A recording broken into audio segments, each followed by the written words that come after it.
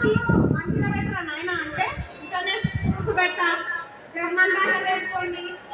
నీకు first English వస్తుందా?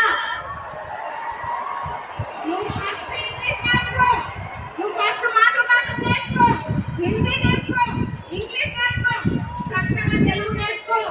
వందే మాతరం కూడా అనలేని రేవంత్ రెడ్డి వందే మాతరం అంటాడు, వందే మాతరం అంటాం.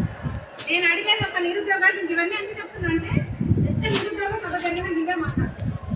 డాక్టర్ గారు ఇంటి దాకా చెప్తే మాత్రం రేవంత్ రెడ్డి ఇంటికే పోతాం.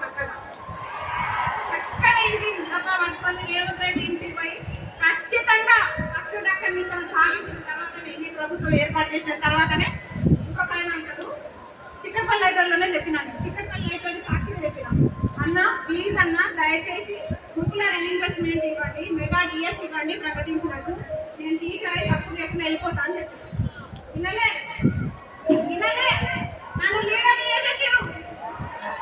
నేను మంచి చెప్పిన అన్న నేను టీచర్ అయి వెళ్ళిపోతానా, నన్ను లీడర్ని చేయకండి అని చెప్పిన, కానీ లీడర్ని చేసేసి. ఇంకొకటి నేను ఏ పార్టీ జెండా కప్పుకోలేదు, బీఆర్ఎస్ పార్టీ అన్నారు. వేయండి, నన్ను దేని చేస్తారో వేయండి. మీ గొడవ కింద ఉంటేనేమో నిరుద్యోగులు అయ్యాము, మీకోసం ప్రచారాలు చేస్తేనేమో స్వచ్ఛమైన నిరుద్యోగి ఆత్మ.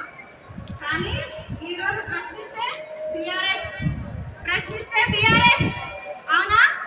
అయినా సరే ప్రశ్నిస్తాం, తగ్గం, ఎక్కడ కూడా తగ్గం, ఎక్కడ కూడా తగ్గం అని చెప్తున్నా. చిక్కడపల్లి లైబ్రరీలో ఎంతమంది హామీలు ఇచ్చారు? అశోక్ నగర్ వేదికగా ఎంతమంది హామీలు ఇచ్చారు? ఆ రోజు సాయి దాగిపోయిన రాహుల్ గాంధీ ఒకటే మళ్ళా మా ఇంటి వెనకాల గ్రౌండ్లో జరుగుతున్న మీటింగ్, విద్యార్థి మీటింగ్ అంట. సర్వనగర్ విద్యార్థి మీటింగ్ జరుగుతుంది మా ఇంటి వెనకాల.